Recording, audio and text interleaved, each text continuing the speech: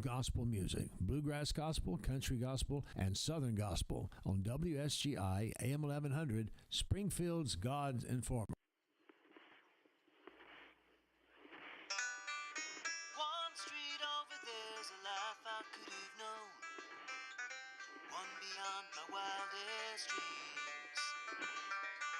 Maybe that road could have carried me to streets of gold. Things aren't always as they seem. Looking back on all the chances that I missed, some I held, some slipped away. One street over where my memories exist, I wondered what would change, I really couldn't say. In this life there's nothing certain, except the curtain that rises to the stage. Silly games of second guessing, I just forget the lessons that I couldn't learn. Because one street over there's a life I could have known that would have kept me from the one I had today.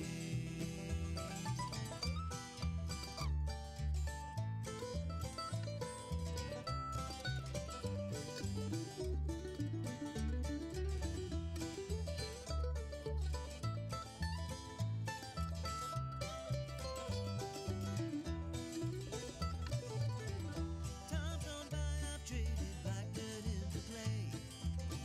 I thought my memories would end. One street over's now 1,000 miles away. When I close my eyes, I'm back to where I've been. In this life there's nothing certain, except the curtain that rises to the stage. Silly games of second guessing, I just forget the lessons that I couldn't learn. Because one street over there's a life I could have known that would have kept me from the one I had today.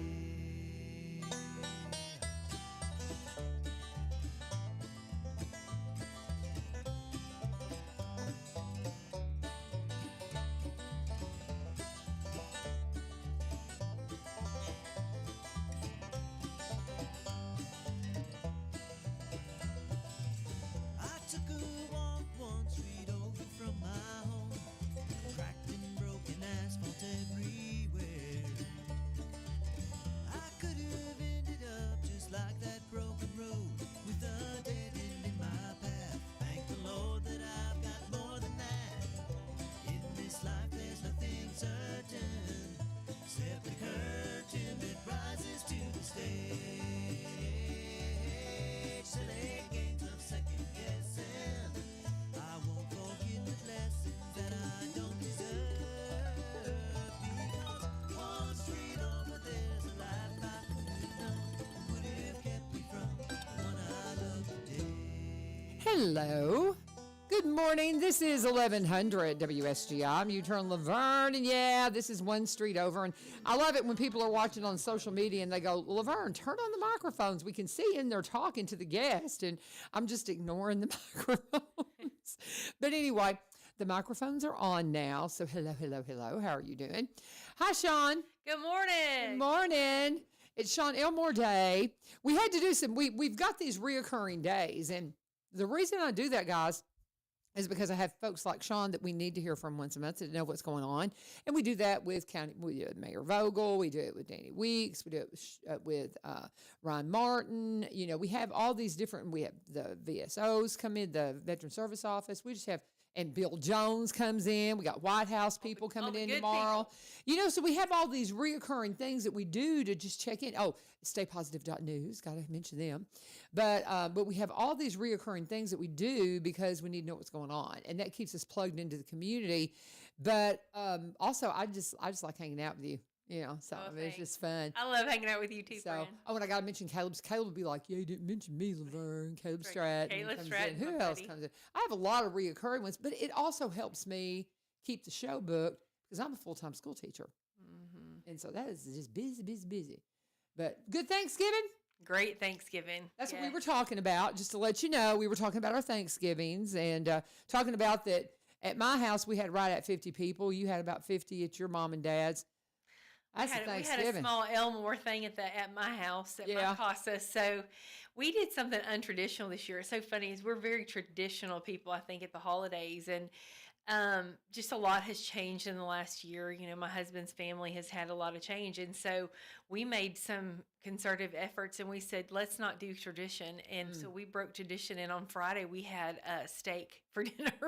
I love and it. we enjoyed it. We just all sat around and had steak and baked potatoes, and it was great. So That's fun. we love turkey and dressing. It's probably one of my favorite meals, but we did all that, and then we had leftovers, and my sister-in-law still promised me some dressing. So, and then I have my cousin that gave us pie. So That's funny.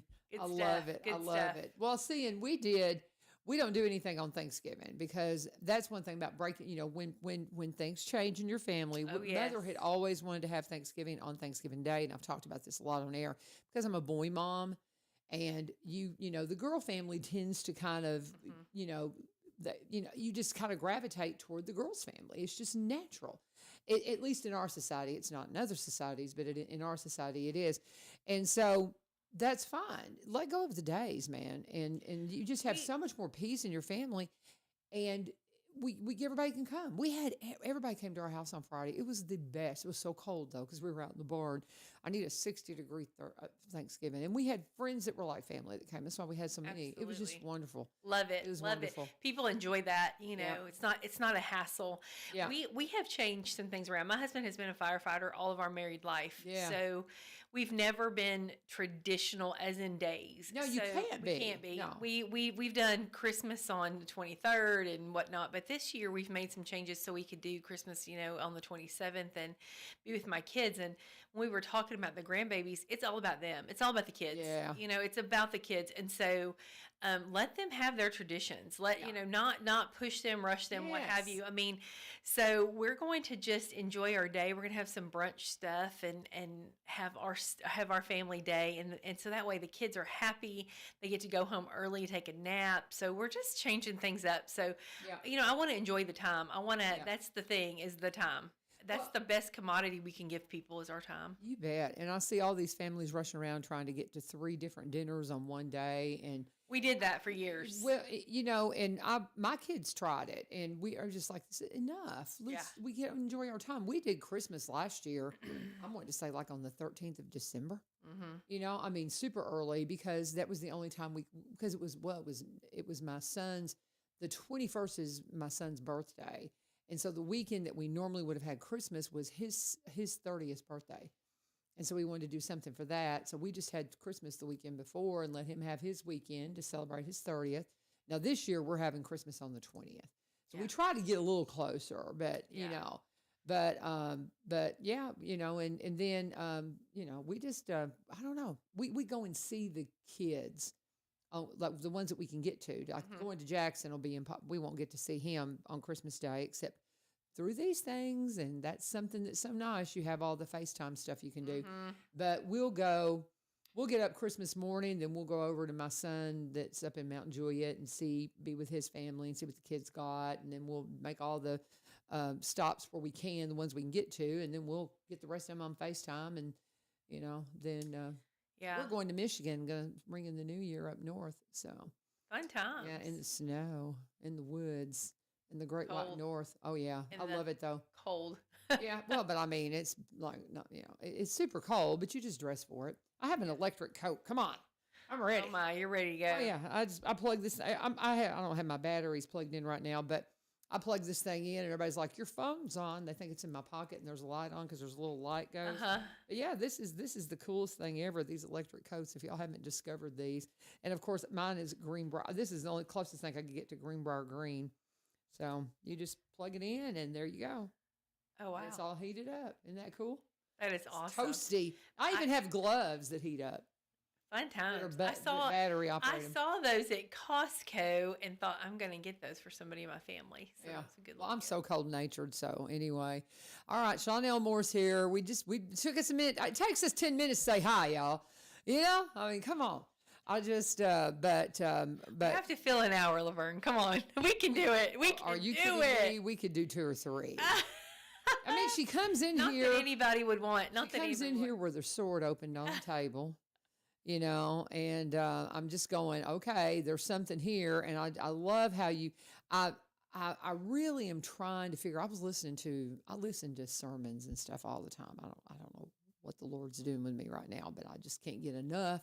And I listen to archaeological show. I love archaeology. The things that I'm being drawn to right now, most people go, "What are you doing? What are you?" You know. So but I want to get to where I'm with a Bible open and studying, and really drawing from it when I need to.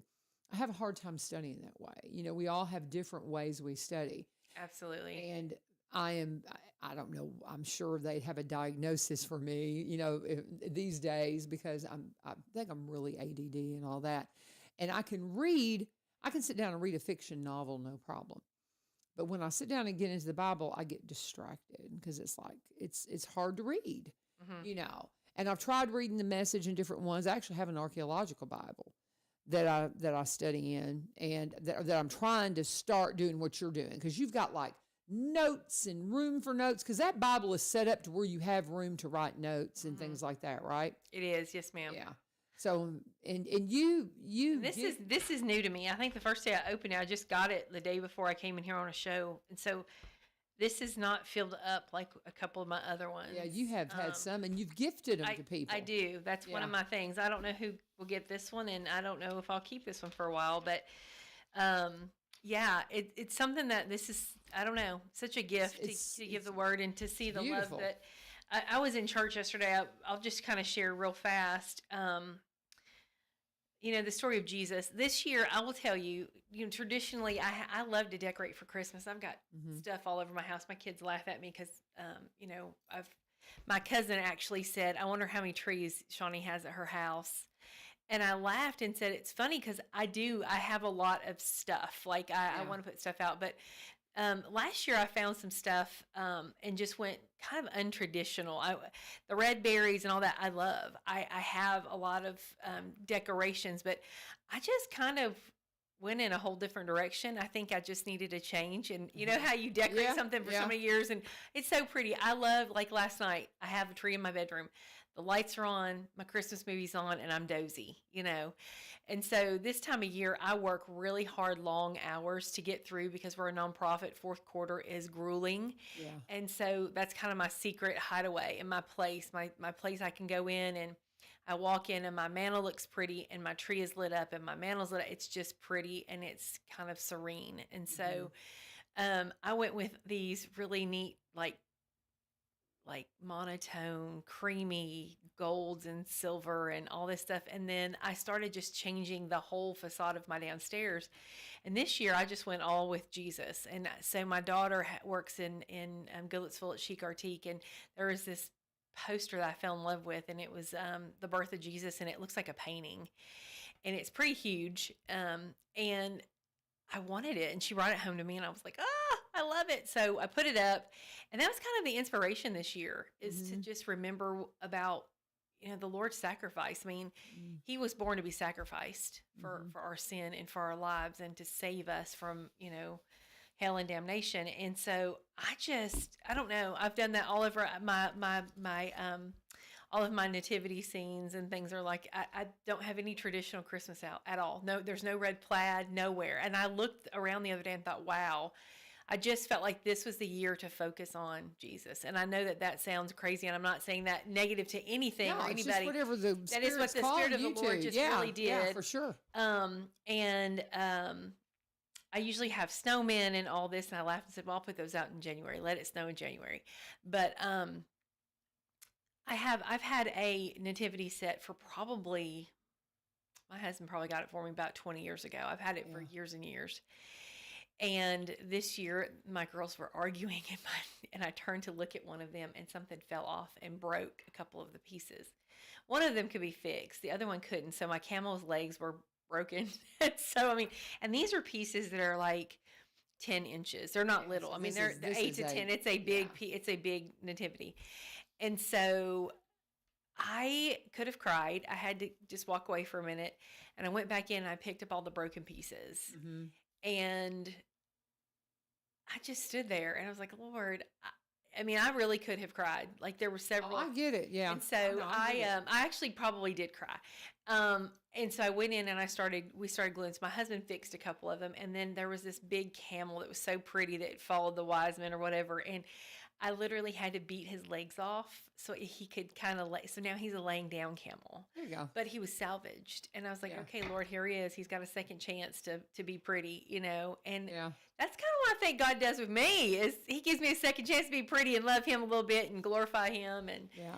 so he is laying down, but that's where I've been. And I don't know, right now in this season, there's been so much this year, you know, not just in my world, but I just hear this from so many people. It's been one of the hardest years in people's lives with just economy and just warfare in general. And so one of the things that the Lord had brought to me was in Psalm 46:1, it says, God is our refuge and strength and an ever-present help in trouble. Amen. And I thought, man, that's where I feel like the Lord just said, hey, this is where you've been, but this isn't where you're staying. You know, I don't have to stay there. You know, there's the hope of Jesus Christ that came to this earth is in the form of a precious little baby and, you know, died just on a cross in a horrible death. And he did that for us, you know. And then I started reading other scriptures. But one of the things that my mom's church yesterday, the pastor said multiple times, and I think it was a direct arrow for me. It was, I will bless the Lord forever. Like all the things coming out of my mouth will be for Jesus. And it just really kind of brought back the fact that God has given me a bold mouth for the Lord. And sometimes I don't always use it for the Lord, and I wish that I wish I wouldn't have said that, or I wish I would have thought that please. better. We but all do that. I mean, I think about constant, our bold faith, and then Yeah. this morning I was praying about something on the way here. I was listening to, I think it was K-Love, and one of the guys said, or the lady on there said, don't ever worry about being too bold in your faith and asking the questions. And I thought, man. So, you know, that's where we are you know, in this season too, you know, and this is a season of, you know, we talk about season of giving, and there's a lot that will be given in December, but January comes and people just turn from giving. And so my comment a couple months ago in church was everybody gives at Thanksgiving and Christmas, but we really need to look at January, February, March. I mean, those are times that people really struggle the most. Right. So. Yeah, you know, isn't that interesting? Because it's like for me, number one, the older you get, the quicker it goes, guys. I'm stunned Times at of how quickly it goes.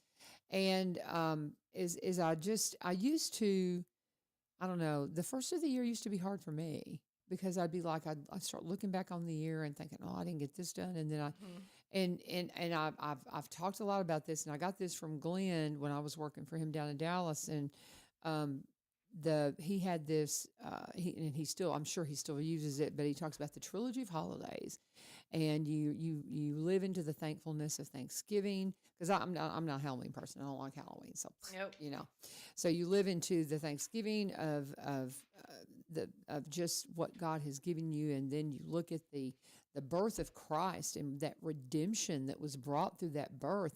And then you launch into the new year and you realize that you have a new start every day. And I was telling them that at CR the other night. I said, and it's not just at this time of the year. That trilogy of holidays drills it into you, but that's every day. It's every day. Wake up with a thankful heart, remembering you've been redeemed, and every moment is new. What you got today, man?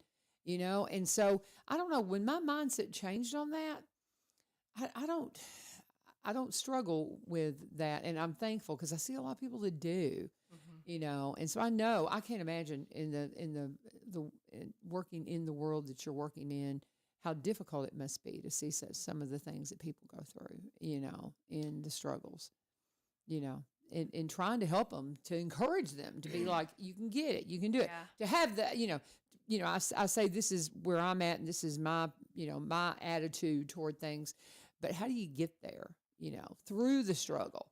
If we were going through right now. You know what? I think God put something in us God put something in us. That's funny because I just saw it. I just Well, saw and a it's like scripture that this. went with it. You were talking about what I a literally hard. just I flipped Yeah. through, and this is what it says. It says, "Stand firm, and you will win life." Luke 21:19. Stand firm. But Yeah. I don't think there's so many times we're not taught that. Mm-mm. It's easy to give up. It's easy to be persecuted and just walk away. And so we don't persevere. You know, I think, you know, when I meet little Sally, and she's in a dark, ugly place, or Bob, and he's in a dark, ugly place. Sometimes when you just sit and listen, and sometimes you say what's happened to you, and just be able to talk through some of that with them, or just walking with a smile on your face and be approachable. You know, and your eyes say a lot. I make a lot of eye contact. We have a specific curriculum, and in part of this curriculum, it talks about eye contact, and there's a bonding. We talk about bonding a lot, and it's so funny. My sister-in-law and I were just talking about some stuff science-wise that goes with nature versus nurture. But bonding is, I make a lot of eye contact with people. And so I think that there brings a lot of genuine, now, sometimes they don't like what I have to say, but they understand that I do care. I think that's probably one thing but when you give someone hope because you're making eye contact with them, you're having conversation with them, you're listening to them. I had a full woman just absolutely lose her mind last week on one of my employees. And it was the week before last. And I walked in the room last week, and the first thing she said is, "I'm sorry I lost it last week." And I said, "Well, thank you for apologizing, but that's not okay. Let's talk about where you are." And I spent probably an hour in that room with her and walked away with a plan of helping her find herself. It's not comfortable at all, but she knew my genuine heart for her was to help her. And that's the thing. I think we've lost the sight of who we are. Society says one thing, you have pressure, you know, of all the world around you, and the enemy wants nothing more than to take you out. Right. And that's the warfare that we're in. You know, I could have quit. I could have quit so many times this year. Oh. I mean, I could have laid down and walked, you know, and people think, you know, we talked about this flood in our office multiple times, but it has brought resilience and strength in me that I don't know if I've ever, I know I've had it through the years, but I had to be reminded of it, I think. Yeah. But I walk in and I'm like, oh my gosh, Lord. And I look back at the numbers, and I had my end of year board meeting in November, and we look back and we have had well over 800 additional visits this year. Our numbers are like 125% of last year. The September, we had 400 clients that were walked in the door. That's not phone incredible. calls. That's face to face. That Yeah. doesn't include any virtual. That doesn't include anything virtual that we've done, which we do some of that. That doesn't include some of the life coaching skills that we do. I mean, like some of the girls weren't counted in that because we cannot find a software that will count everything that we do. Yeah. We were looking at some numbers for diapers, and we looked at each other and we thought, we give away more than 10,000 diapers a year. I mean, it's unreal how many diapers we give away.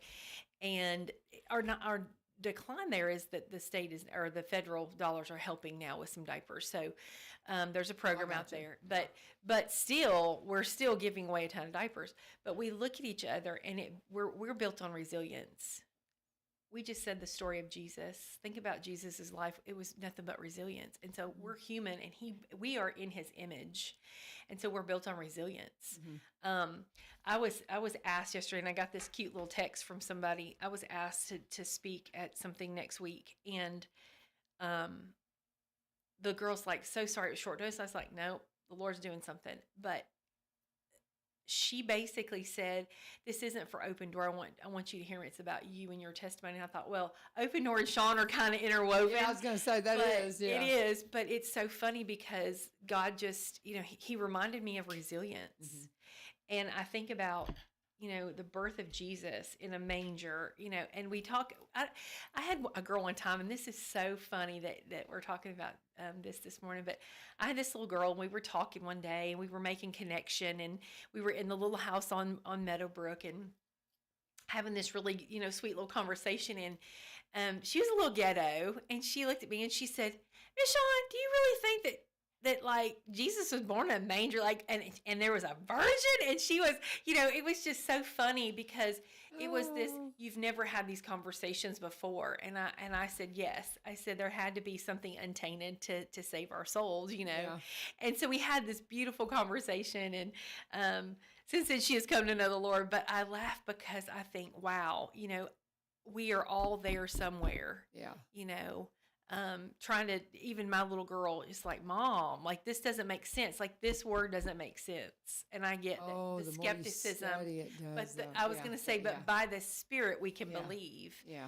I think about my little T-shirt. It's, I've been trying to check it out. I'm like, what all's on there? True story. True I love story. it. It's just the little manger love scene that. and angels. And I mean, I really think that Jesus' birth is a true story. Amen. I think that I live out His grace every day, and I felt it and I know it, and so his death, burial, and resurrection is a true story. Yeah. But I think that we have lost sight of that in everyday life, and sometimes loving people well, asking the question of what happened to you, sitting there making connection, that's what we've lost. And what I was going to go back to say is we have a lesson. It's bonding, and it's eye contact means love, and we've lost that. It's in when we look at brain science, it talks about serve and return and resilience, and building resilience. But the brain science is serve and return. When you and I are looking at each other, there's serve and return. There's eye contact being made. If you look at a child and you smile at that child and you have this, hi, how are you, smile, and that baby's gonna, basically mirror those images. Mm-hmm. They're gonna smile, they're gonna laugh, they're gonna, be joyful. Those are gonna be some things. But if you, if they're bred in a house, if they're fed in a house, if they are steeped in a house that is very negative energy, that there's a lot of arguing, screaming, or somebody's fussing at them, then that's what they also have. Mm-hmm. And then there's, those few that's like Mimi that looks at you when you talk to her and she just gives you this look. That's Mimi. But we see that in society. We've been there, and so we have to undo some of those things. I have a young lady that I have said this to do multiple times. My friend has a T-shirt she had made. She's spoke at many events, and she has this thing, and it says, "I can do hard things." And she gave me the T-shirt. I love it. I wear it all the time. And but there's this that saying is we can do hard things, and we are not programmed like that anymore. Society says you're busted and broke down. Yep. It's not what the Word of God says. That says you're resilient. I've built you to last. Is what the Word says. You are fearfully and wonderfully made. Yeah. And so I joke about that. But you are built to last. That there's that adage. But you think about what God says about that. Yeah. So. I love that I can do hard things. I've seen that T-shirt too. I love that because I think that's one of the things I see the most in the kiddos. And we're talking with Shawn Elmore. She's the director of Open Door Pregnancy and Resource Center. And this is the kind of stuff she deals with every day. It's just what's going on with people. And seeing the kiddos at school, there's so many things they've been told they can't do, and I was, it was so funny. Terry Martin, he's the director of parks here locally. And do you need a lozenge? I do. Thank you. We get these tickles at this time of the year. But I was talking with Terry Martin the other day, and I tell him about he needs to watch the show Parks and Rec, because I don't know if you've seen that or not, but it's not always the content you need, but it's the concept of having fun as a park and recreations person. And I sent him this video of a comedian talking about the equipment that we used to swing on and play on and all these kind of things. And the fact that we every now and then got a bump and a bruise, it was okay. Mm-hmm. We've put our kids there. Francis Chan does a beautiful lesson, and he's like, he does it on balance beam, and he's talking about how you walk through life hanging on to the balance beam, with all your might, and you keep your kids sheltered from everything, and so they don't really know what the world's like. And of course, if they ever get out there in it, God help them, because it's going to hit them right in the face. But he's like, it's like we want to hang on to the balance beam and not put ourselves at any risk, and not take any not take any risk, I guess is what I'm saying, and just be in this safe place in our churches and our Christian schools and just kind of keep the world out and keep our little cocoon going. And then he goes, can you imagine if Olympian just kind of hung on to the balance beam and at the end went, ta-da! Like, what did I do? He goes, that's how you're going to the Lord. It's like, ta-da! Well, what did you do? Yeah. Did you do mission work? Did you go into people's messy lives to help them see Christ? Did you do the hard things? Right. Did you do the hard things? Did you get dirty? Yeah. Did you get in the trenches? Did you get your hands dirty?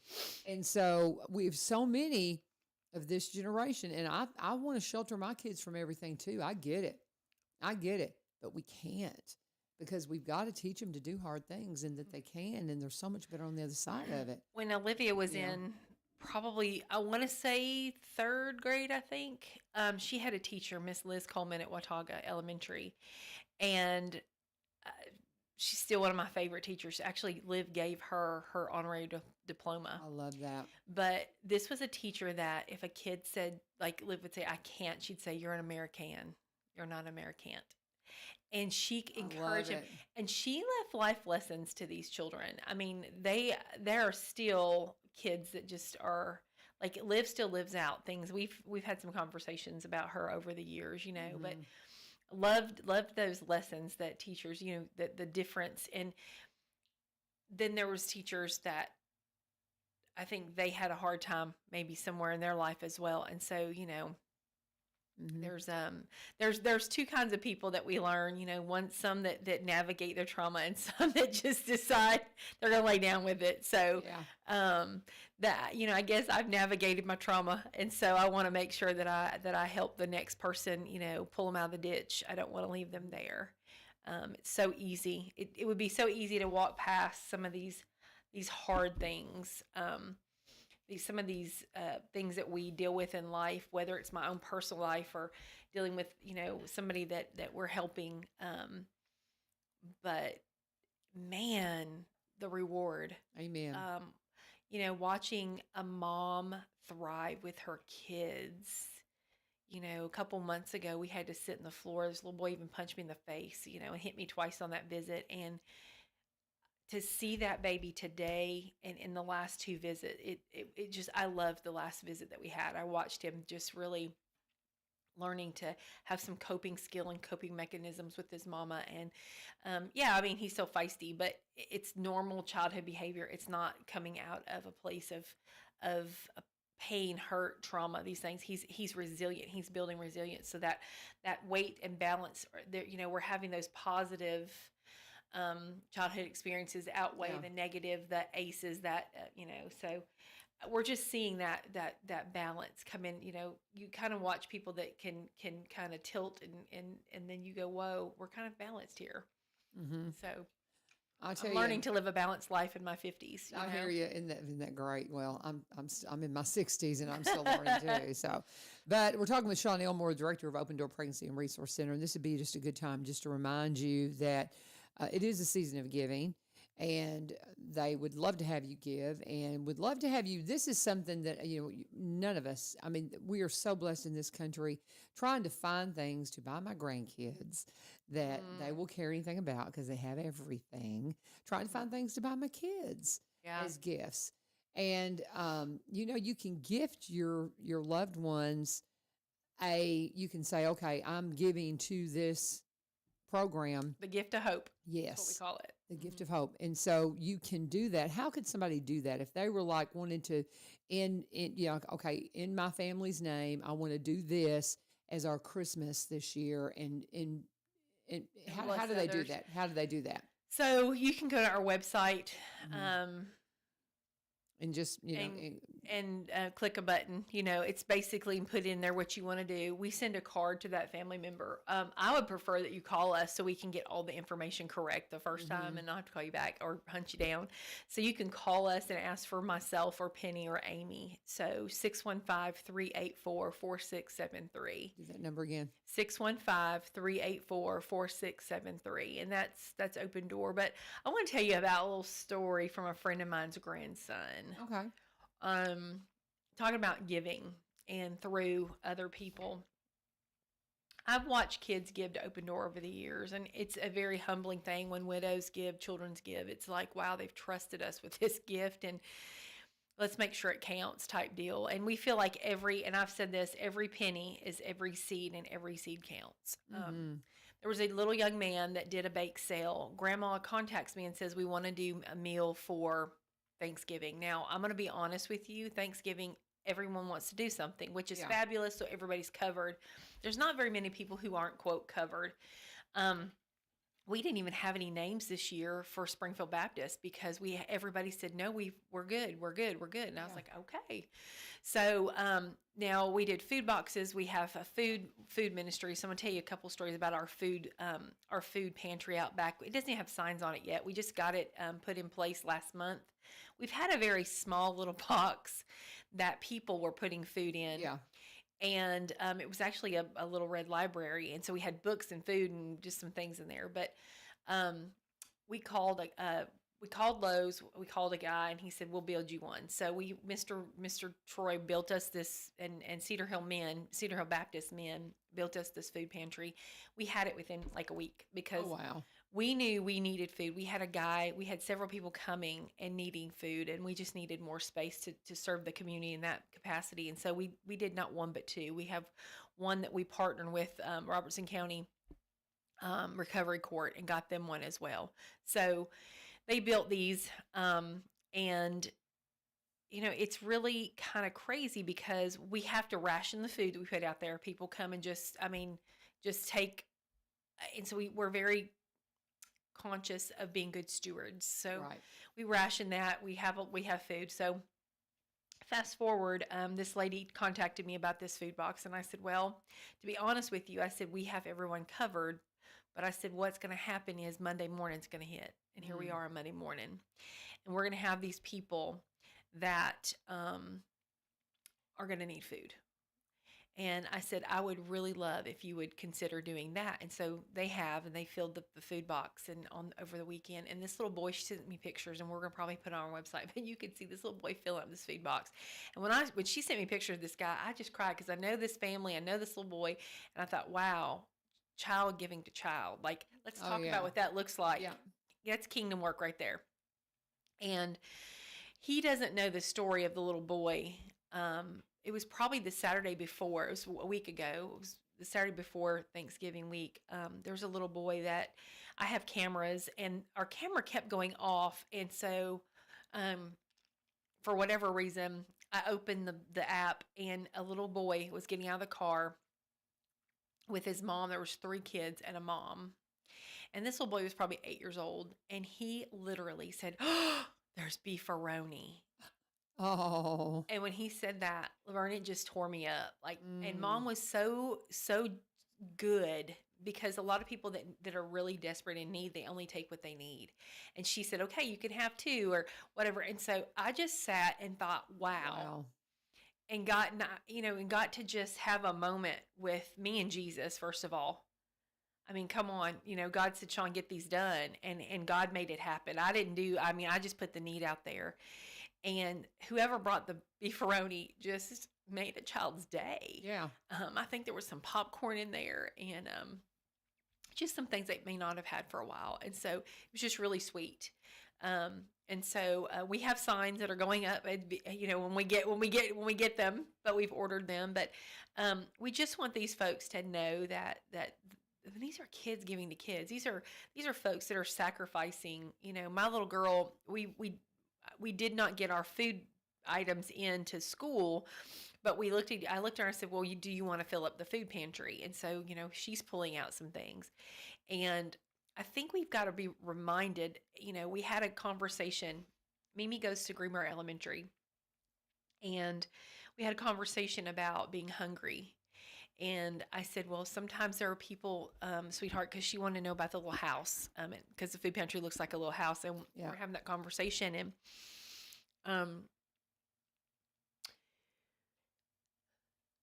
I said to her something about somebody being hungry. And she said, oh, like my friend at school, she doesn't eat and she's hungry. And it just did something to her and I. We had just good, open, methodical, good conversation, because she needed to understand that. Well, a couple weeks ago, right after this conversation, she forgot her lunch at home. And she's very meticulous, being on the spectrum and having the things that she has. Like, she could not process that she needed lunch.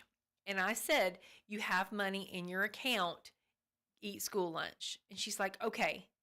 So when she got there, for whatever reason, number one, she didn't like what they had. That's one thing. And number two, apparently she didn't get some kind of ticket that she needed. I think that she probably just didn't tell her teacher. Well, she gets in the car and she tells me, Mom, I didn't eat today.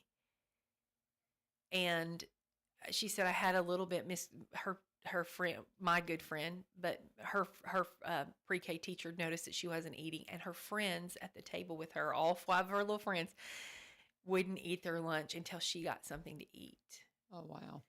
And so I thought, man, our kids sometimes are better than our adults. Wow. But Miss Christie was the problem solver, but the kids helped solve the problem. And so she ended up getting some French fries. So we went and had dinner, we made sure that she had supper. But the whole point of that is that sometimes we forget that there's a problem, and we're programmed in this society. Once again, it's not my problem.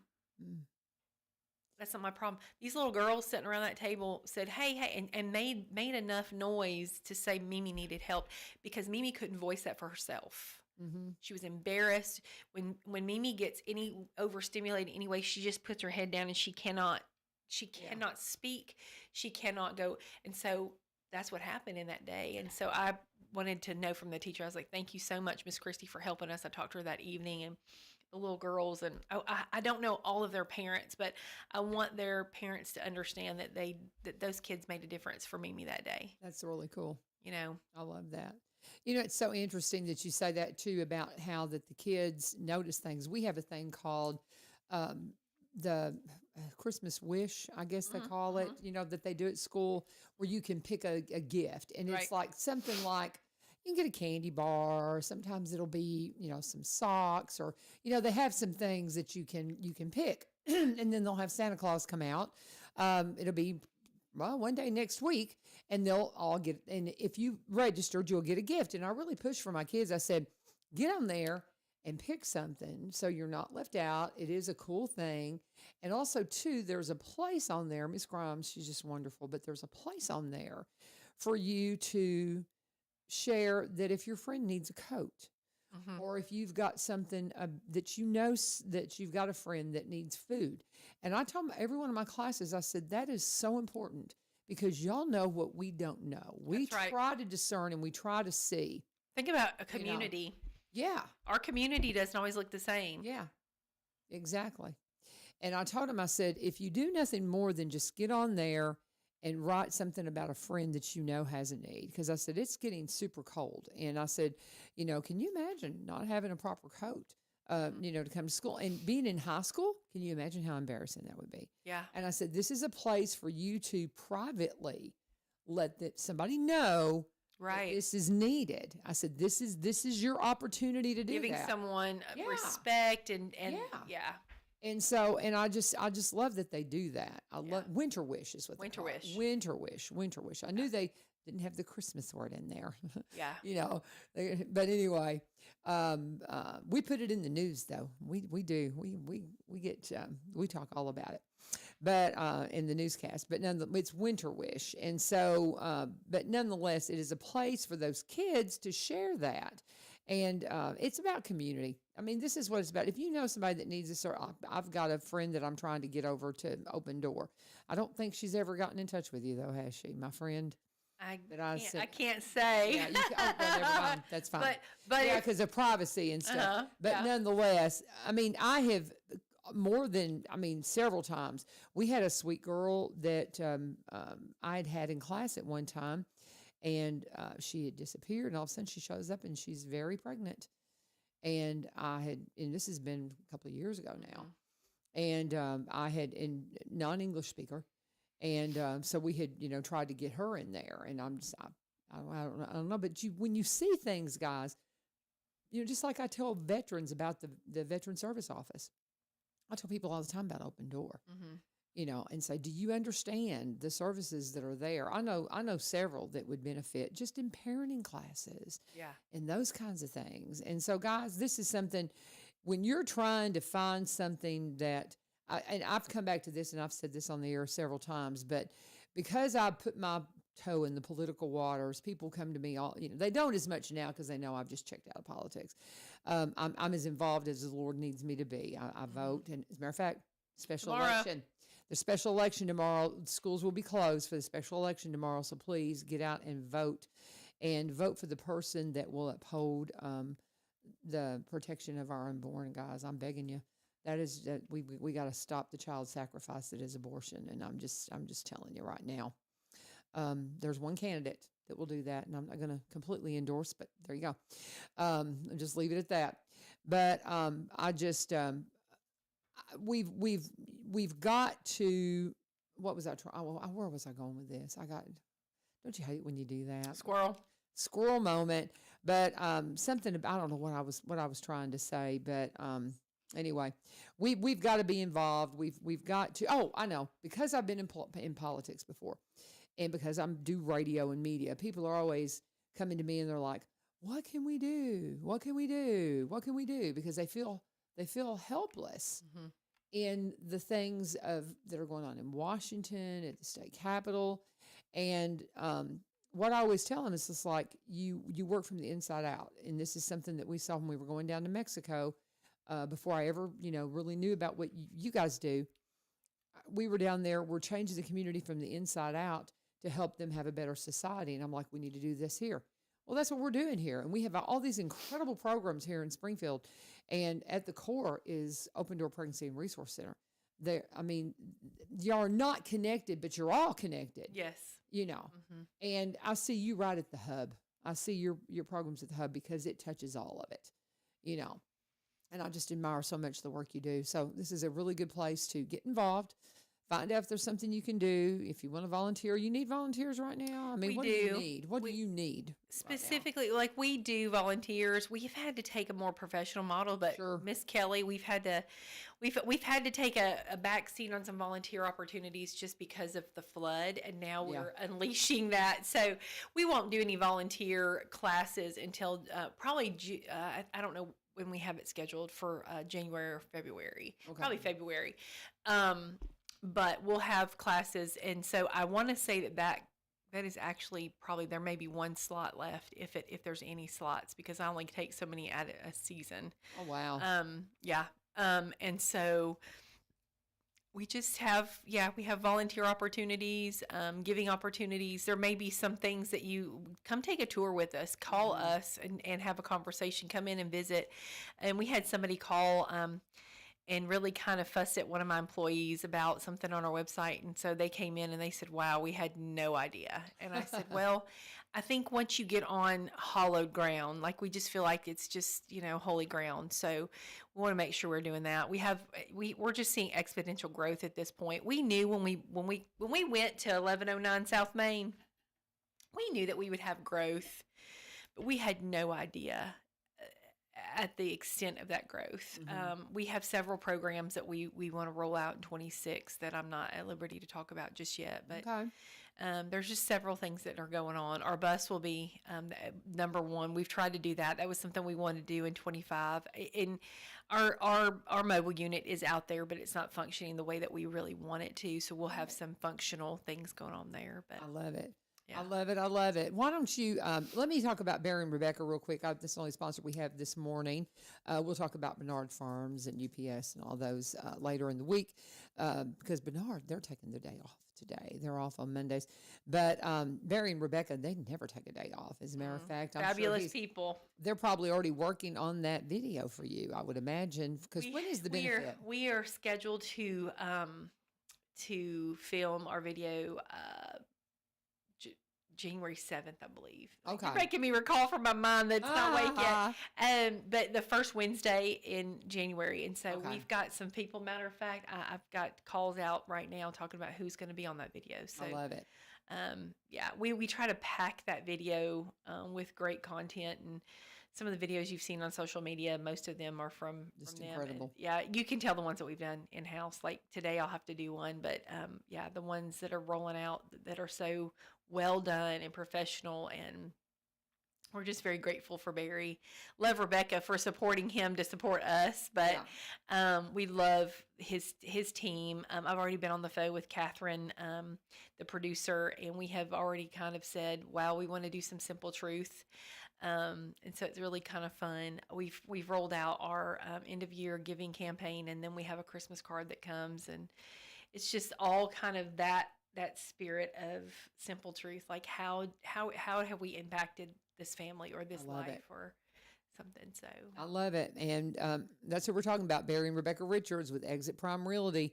If you want that kind of professionalism in the way that your property is presented, if you're ready to sell it, that's what you're going to get with Barry at the helm, because he is a marketer first. He was for 17 years vice president of a media marketing company. So when he does your walkthrough tours, when he does your drone footage, your photography, all of those things, highly professional, and people are not going to miss it. Exactly. And so that's what you're going to get when you're working with Barry. And then Rebecca, I pulled up her social media, and she's got her first post up there. Who wants to be a realtor? Says, are you thinking about a career in real estate? Are you an experienced agent who wants to take your career to the next level? She can help. You can call or text her for advice. She would love to help mentor you into the next level, 615-504-7425, to talk about your goals. And I'm telling you, super successful people, when you can have somebody that's super successful at what they're doing and that's what you want to do, that needs to be who mentors you. Well, I mean, they're true blue, just integrity, valuable. They value people, and I love them. They're just precious people. And you can contact them at sellwithbecky.com, sellwithbecky.com, or buy.robertsoncounty.com. Rebecca has an agency office up in White House. Barry has a brokerage office here in Springfield. And together they bring you Exit Prime Realty. Still great. The great exit team that Rebecca's been with ever since she started this, when her kids went back, got into school, and she wanted to get back out into the workforce. She didn't go back into radiology. That's what her education's in. She had been dabbling in real estate, and she's like, I need to do this and do this right. And Exit, that was the team she joined, and she's still with them.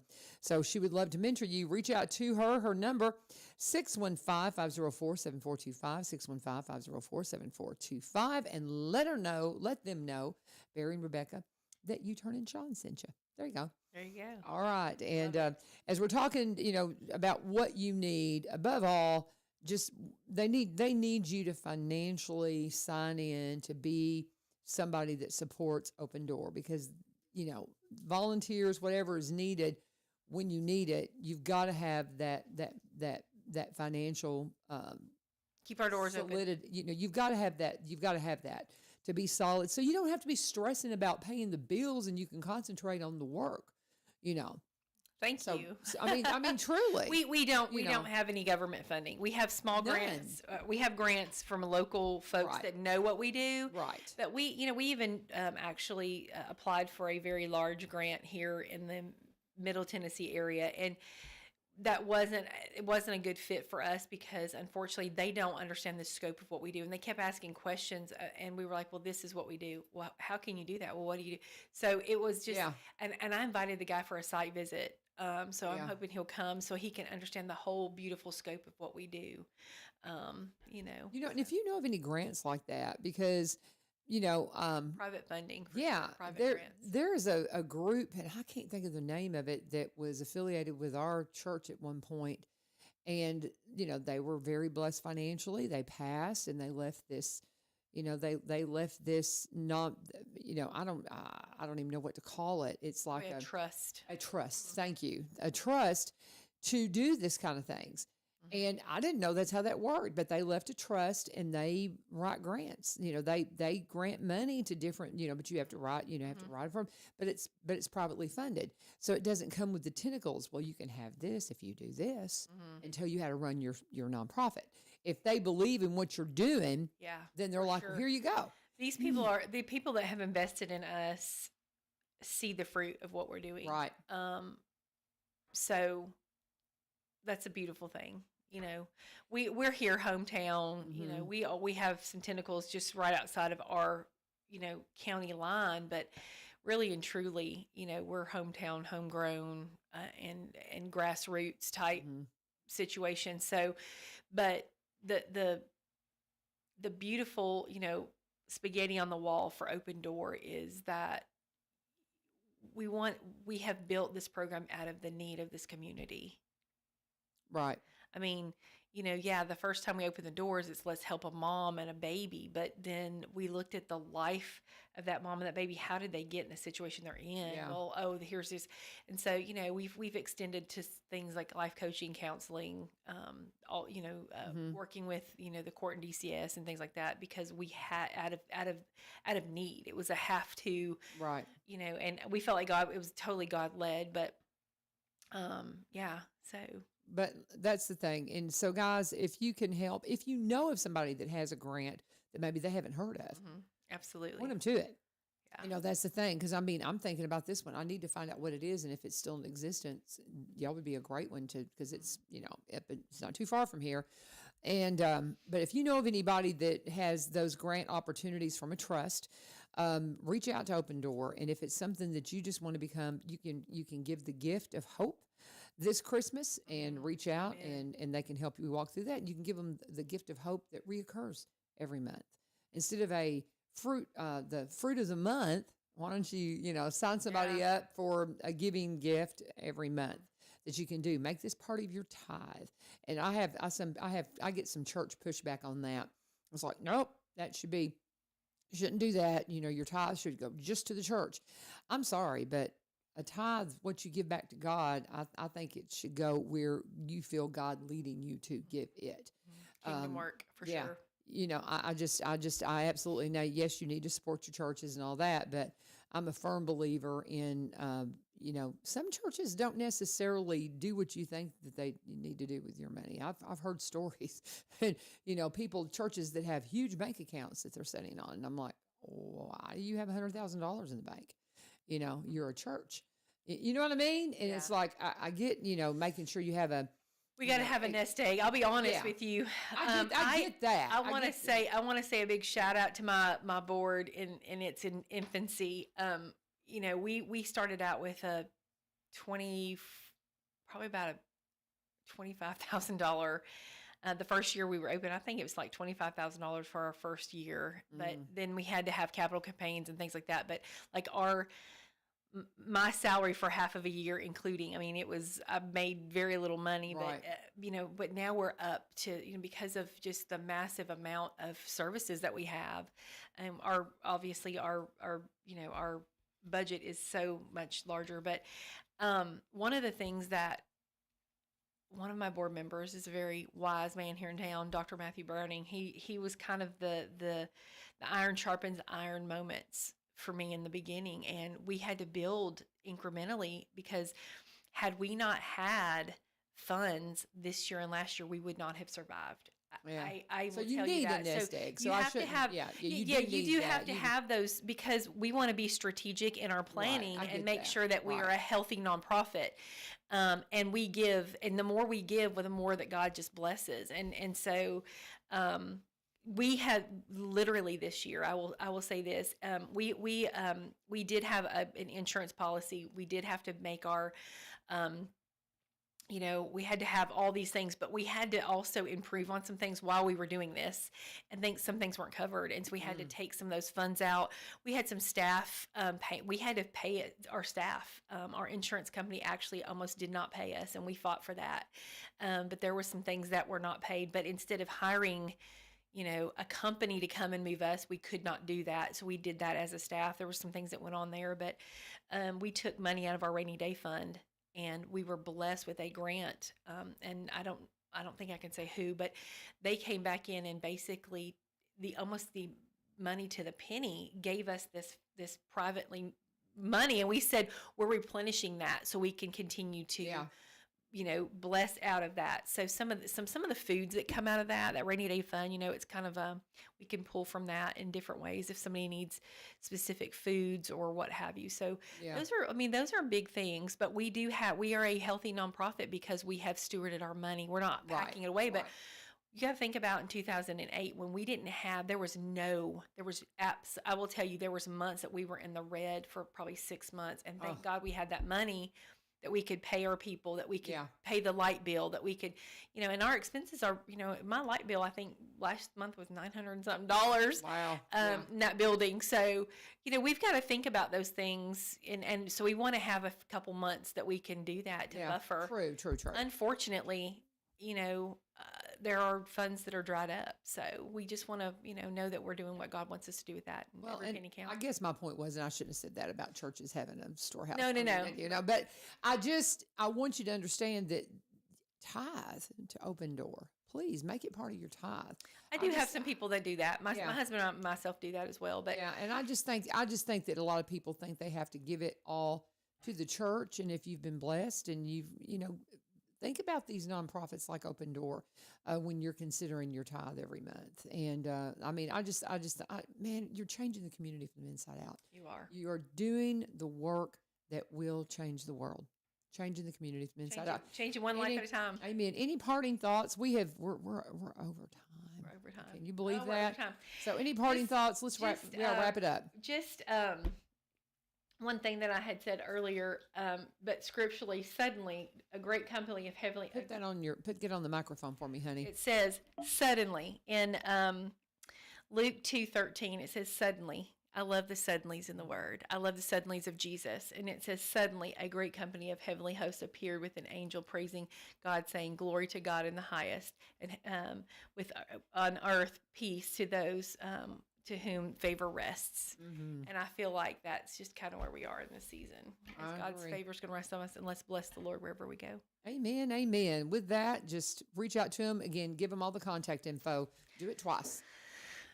615-384-4673. 615-384-4673. Open Door. And what's the address? 1109 South Main, Springfield, Tennessee. All right. Thank you so much, Shawn Elmore and Open Door Pregnancy and Resource Center. And we appreciate your visit every month. And tomorrow we will be visiting with Mandy Christensen from White House and all the folks at White House. So it'll be all about White House tomorrow. So it'll be awesome. Hope you'll join us. This is 1100 WSGI. God bless you. Have a wonderful day.